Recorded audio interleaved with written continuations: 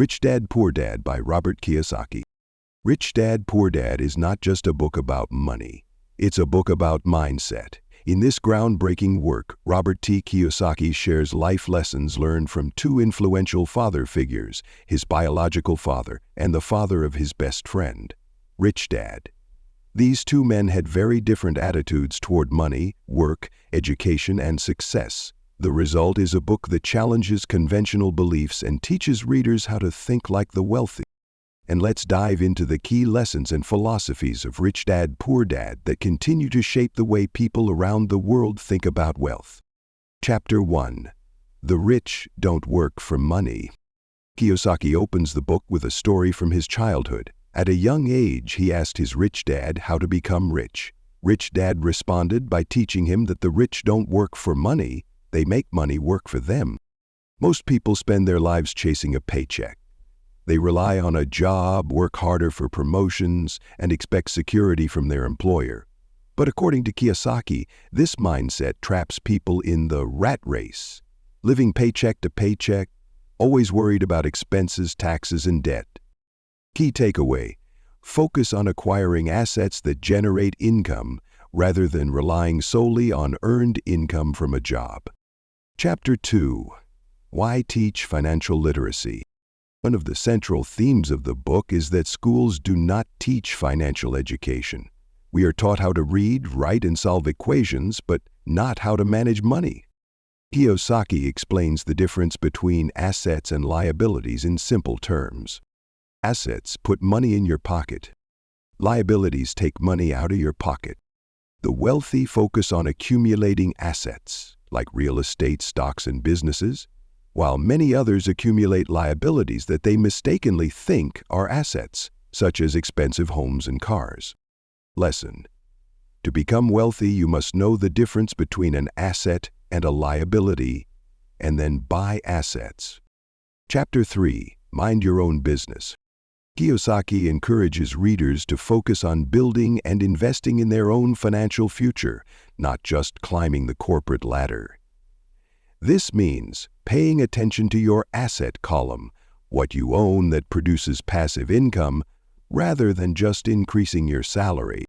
He urges people to spend time and energy learning how to build businesses, invest wisely, and grow financial assets. Practical step: keep your day job, but start a side business, invest in real estate, or learn about the stock market. Chapter 4. The History of Taxes and the Power of Corporations. Most people work from January to May just to pay taxes. Kiyosaki explains how the rich legally avoid high taxes by using corporations and understanding the tax code. Corporations allow the wealthy to deduct expenses before paying taxes, shield income, use money more strategically. Insight: financial education empowers you to understand how systems work and how to leverage them to your advantage. Chapter 5. The Rich Invent Money. Kiyosaki believes that opportunities are everywhere, but only those trained to see them can act. He emphasizes the importance of creativity, financial intelligence, and the willingness to take calculated risks. Being rich isn't about luck. It's about knowledge, experience, and the ability to make smart choices under pressure. He introduces the idea of financial IQ, which includes accounting, investing, understanding markets. The WAR. Encouragement: don't wait for a perfect opportunity. Learn how to recognize and create opportunities. Chapter 6. Work to Learn. Don't work for money. Kiyosaki advises people, especially young professionals, to take jobs that teach them new skills, not just the ones that pay the most. For example, he worked in sales not because he wanted a career in it, but to overcome his fear of rejection and learn persuasion. You should work to build skills in marketing, communication, leadership, financial management. The more versatile you are, the more valuable you become. Key message: the more you learn, the more you earn. Final lessons: overcoming fear and taking action.